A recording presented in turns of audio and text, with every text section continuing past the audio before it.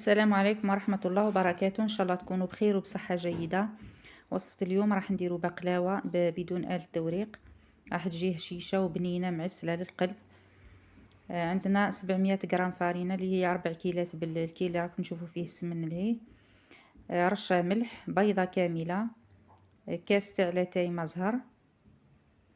نحطو المكونات كامل مع بعض، ومغرف تاع أكل سكر عادي ماشي سكر رطب، راح يعاونها في احمرار تجي محمرة هايلة لونها مليح. ونضيفو السمن يكون ذايب وبارد، كيلة الا صباع ناقص اصبع اللي هي 170 غرام بالميزان.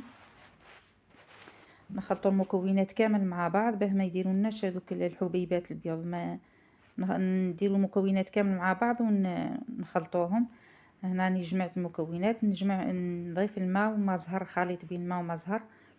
نجمع العجينه بالماء وما زهر، نضيفو غير بشوي حتى تشكل لنا عجينه تكون طريه ومتماسكه. عجينه البقلاوه ما تجيش طريه مطلوقه هيك، ماهيش راح تصلح معانا، لازم تكون متماسكه. نعجنوها حوالي 5 دقائق. هنا شتها ناقصه شوي ما ضفت لها غير الشات تاع الماء وعاودت عجنتها دلكتها مليح حوالي 5 دقائق. تحصلت على سطح املس ورطب، لازم تكون ملساء ورطبه. ونخليوها تريح باه تعرفوا العجينه ماوش ناقصها الماء. نحيو كيما راكم تشوفوا شويه شكلو حربوش. الا ما دارت لكمش تشققات في العجينه الماء راهو مليح، كميه الماء كافيه كيما راكم تشوفوا. وكلمها ونحطها تريح. انا درتها في الليل، خليتها بات الغدوه صباح وخدمت البقلاوه. من الاحسن انها تبات، ولا ديروها الصباح وتخدموها العشيه. سينو على الاقل ساعه ونص ولا ساعتين تريح العجينه، راح تعطيكم مليح الطعم مليح في الخدمه. هنا بعد ما ريحت انا راح قسمتها حرابش عفوا كوريات. درت 10 كوريات وزنت الكوريه 115 غرام، جاوني 10. راح ندير 5 لتحت و5 لفوق. اللي حبت دير الوزن تاع الكوريه 110 غرام راح دير لها 11 كوريه، دير 6 لتحت و5 لفوق. ديما يا متساويين لتحت وفوق، يا لتحت اكبر من الفوق، العدد اكبر من الفوق. هنا نشكلوهم كوريات كيما راكم تشوفوا. لازم العجينه نقفلها من التحت، ما نخليش ثقوب ولا منين تعود محلوله هكا ما تخدم ما تصلحناش مليح. كي نحلوها من بعد تتقطع. نقفلوها مليح ونكوروها. هنا هذا الكرات راح نديرهم في نرمدوهم مليح في المايزينا، ونديرهم في ساشي كامل وخليهم يريحوا حوالي ربع ساعه. عجينه راح تطرى معانا بهذا الشكل، ما تكونش قاصحه بزاف. نرمدهم كامل ونحطهم في الساشي نخليهم يريحوا ربع ساعه. ونخدم الحشو تاعي. الحشو عندي انا درت كاوكاو بلا قشور، اللي تحب دير بالقشور كيف كيف. ثاني 3 كيلات كاوكاو، كيلة الا اسبوعين تاع سكر. الكاوكاو كي نفس الميزان مع العجينه 700 غرام كاوكاو. كيلت بهذاك الكيلة بعد 3 كيلات، وكيلة الا اسبوعين سكر. عاود ترحيته شويه فلاشوار باه يتعسل معانا بالخف ويذوب السكر. ودرت ملعقه صغيره تاع سمن، ودرت لافاني. انا ما ندير القرفه حقيقه، ما لقيتهاش عندي، درت لافاني. ونرشو بالمزهر، مزهر وحده نفترو كيما راكم تشوفوا. يجي زيت طعام، زربع زيت طعام، ما تعجنوهش. ونخليوه نغطيوه ونخليوه. شوفوا هنا كي نديروه كتله نعاودو نضغطو عليه يتفتت هكا، ونخليوه نغطيوه ونخليوه يريح. راح يتعسل معنا بالخف خاطر درنا السكر حيناه شوي. نرجعوا للعجينه نحلوها بالمايزينا. هنا لازم نكثروا المايزينا، بين كل طبقه وطبقه نديروا كميه مليحه تاع مايزينا. نحلو شويه الكره، نحلوها شويه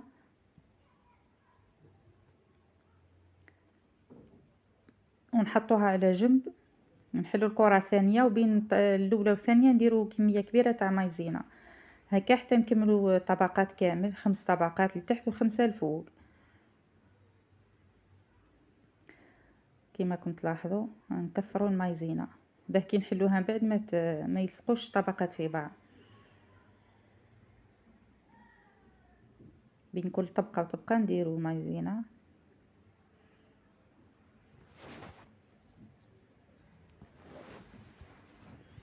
ما راح نكملهم كامل، الطبقات اللي لتحت والطبقات اللي الفوق، ونبدا نخدم بالطبقات اللي خدمتهم الاولى. هنا هادو راني راح نخليهم يريحوا 5 هذو تاع الفوق، ونخدم طبقات تاع التحت، نرش المايزينا ونحل. هنا كيما تلاحظوا الحلال نديروه في النص ونجبدو للفوق ونعاودو نحطوه في النص ونجبدو للتحت. سما ما نديروش الحلال نروحو ونجيو بيه، كيك العجينه راح تتقلص معانا وما تتحلش. نطلعو الفوق ونعاودو نحطوه في النص ونهبطو كيما راكم تشوفوا العمليه هذه اللي راني ندير فيها. ونديرو جميع الاتجاهات، نعاودو نقلبو العجينه كيف نحلو كيما راكم تشوفوا بالحلال، نحطوه في النص ونمشيو خطره للفوق خطره للتحت خطره على الجنب هكا حتى تتحل معانا. ونقعدو نقلبو من ومن بويسك العجينه اللي تحت تقعد صغيره ما تتحلش كيما اللي الفوق.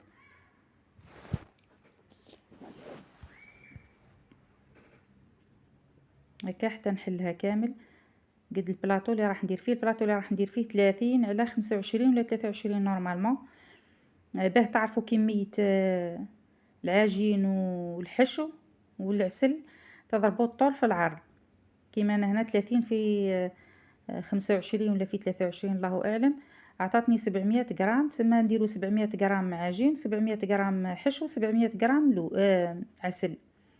هنا بدلت الحلال ما ساعدنيش هذاك، جبت هذا شويه طويل ورقيق. ونديرو الطبقات، ندهنو البلاطو مليح بالسمن، خليط سمن ومارغارين. في العجينه درت سمن وحده بطريقه تقليديه، وفي التوريق درت سمن ومارغارين مخلطين، وندهنو بين الطبقات مليح بالسمن. السمن هو اللي يخليها تتورق. ونسويو كيما راكم تشوفوا على الاطراف. هنا انا حطيت طبقات، بعد كل طبقه وطبقه ندير السمن ونسوي مليح على الاطراف كيما راكم تلاحظوا. الطبقه الاخرى هذه تاع الخامسه ما نديرش فيها السمن، اللي راح نحط فوقها الحشو ما نديروش فيها السمن، نحطوا الحشو عليها ناشفه هكاك. هذه الطبقه الاخرى راح نحطها نسويها مليح ونحطوا الحشو تاعنا. نحاولوا ندخلوا مليح الاطراف، نهبطوهم بالعقل وندخلوا مليح العجينه. نسيسوها في رقيقه في ساعه تقطع، اذا تقطعت على الحواف منا ومن ما كان حتى مشكل، مهم ما تقطعش في النص. نحطوا الحشو تاعنا ما نضغطوش، غير نوزعوه بالشكل هذا. نسويه ونحاولوا نسويه مليح بصباعنا ما نضغطوش. من بعد كي نسويه ونشوفوا الطبق نشوفوه مستوي نضغطوا غير شويه برك باليد، نحاولوا نبلاطيوه هكا كيما راكم تشوفوا غير شويه. انا مانيش نضغط، نسوي فيه برك ونرشوه في شويه من الفوق بالسمن. ونخدم الطبقات اللي الفوق نفس الشيء كيما خدمنا الطبقات اللي لتحت، نفس الطريقه طبقه بطبقه. بين كل طبقه وطبقه نديرو السمن حتى نكملوهم في 5 ولا في 6 عدد الطبقات اللي ديروهم. هنا كي تعود كميه العجين هي سوا ما يخرجولكش لي شويت بزاف. هذو تاع العجينه اللي يخرجوا منه ما يكونوش بزاف.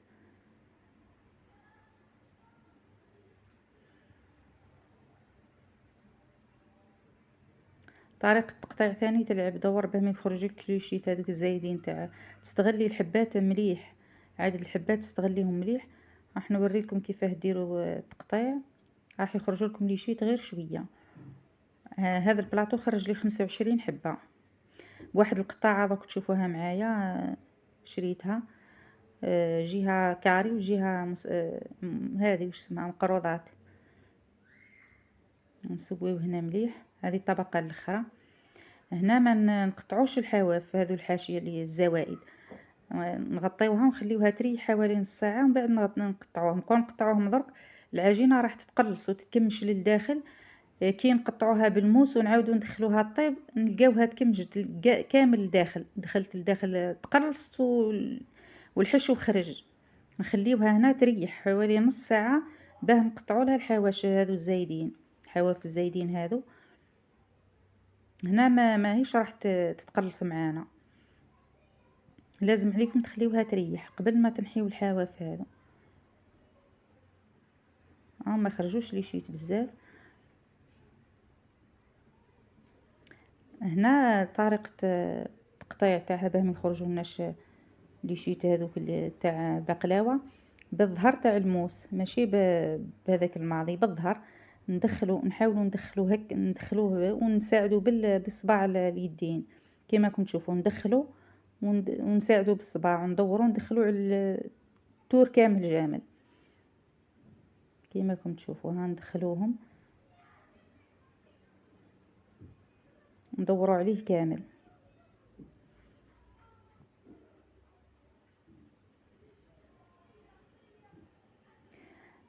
هنا كاين اللي يخليه كيما قطعنا قبيل حينا الحواف ويخليوهم هكاك، من بعد كي ندخلوا البقلاوه طيب الحواف هذوك راح يطيحوا يوليو يميلوا كي يتكمشوا مع الحراره يدخلوا لداخل يطيحوا على حبه البقلاوه. من بعد كي تجي تقطعها حبات البقلاوه اللي على الحاشيه كامل يتغير الشكل تاعهم، يجيو طايحه عليهم هذيك الحافه كامل. هكا نقطعوه حوالي نصف سنتيمتر، نحيوها حاشيه زياده هذه حوالي نصف سنتيمتر هكا. ومن بعد نبداو نقطعو بالقطاعه ولا بالمسطره، تحبوا تقيسوا بالمسطره ولا بهذوك لي مول كاري ولا لي نتاع الصابلي. انا هذه هي القطاعه اللي عندي، نص قلت لكم جهه كاري وجهه مقروطات. انا درت جهه المقروطات. راح نطبع ماشي نقطع، نطراسي برك، نضغط شويه نطراسي باه تخرج لي الحبه ونقطعها بالموس. الموس لازم يكون رقيق الاخر تاعو ماشي خشين ونقطعوه. شوفوا كي ريحت ما تقطع ما تغبنكش في هذوك تولي تطلع معاك الورقه وتقطعيها عادي جدا.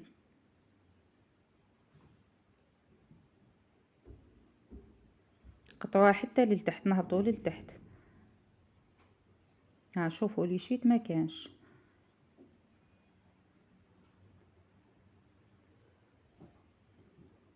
هنا بعد ما كملتها راح ندير لها حبات لوز ابيض من الفوق، درتهم في بياض البيض ونلصقوهم هكا مش راح يطيروا معنا كي يطيبوا. ويشدونا الحبه ثاني تاع القشره هذيك الفوق تاع عجينه البقلاوه ما تطيرش. كاين بزاف اللي طير لهم، ديروا هكا ما تطيرش.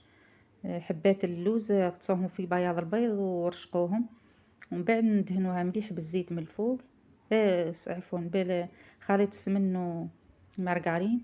ديروا كميه مليحه ونخليوها ثاني تريح. دركا ما ندخلوهاش طيب وهي هكا، خليوها تريح ربع ساعه نص ساعه. البقلاوه على قد ما ريحت على قد ما تجي احسن. كي طيب ثاني وتتعسل على قد ما تريح على قد ما تجي احسن. خليها نغطيها نخليها تريح شويه نص ساعه وندخلها طيب. نديرها في الرف الوسطاني ولا لي الفوق. هاي هنا طاب، تشوفوا كيفاه تحمرت معانا هايله من كل تحميره وحده من كل جهات. عسلتها 700 غرام قلت لكم عسل، ما نضيفوا له حتى اضافه، عسل وحده.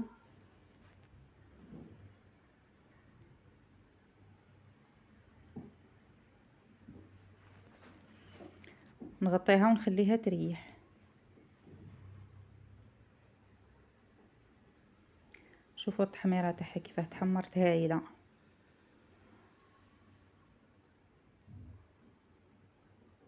لي شيت قلال محسوب ما كانش، دات لي 25 حبه. الطورقت هايله، شوفوا الطوراق، القشره اللي فوق ما طارتش معانا قاعد شاده روحها. شوفوا التحميره هايله.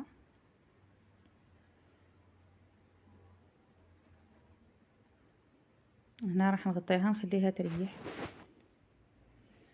تتعسل مليح، تشرب العسل تاعها على الاقل يوم كامل هي هكا بتعسل مليح.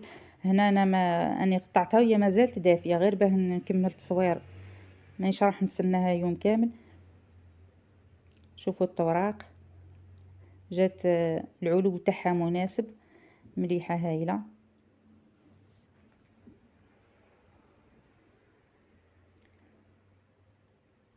شوفوا كيفاه صدقوني بنينه بنه هايله معسله للقلب. الحشو تاعها يجي معسل ما يجيش ناشف ومزربع. شوفوا كيفاه راهي من الفوق مقرمشه. شوفوا القلب تاعها كيفاه معسل، الحشو تاعها شوفوا كي تزيريات.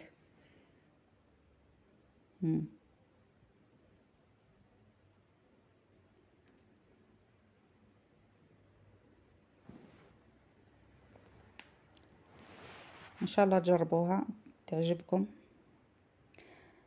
هذا الفيديو راني ما جيت نديرو عندها يومين ملي درت هذا البقلاوه، ما حبش يطلع لي، وزيد نعرفوش توشيت قستو سيبريميت الفيديوهات كامل بالسيف يومين وانا موراه به رجعوا الفيديوهات ومونتيتو اليوم. هذا وين كملتو.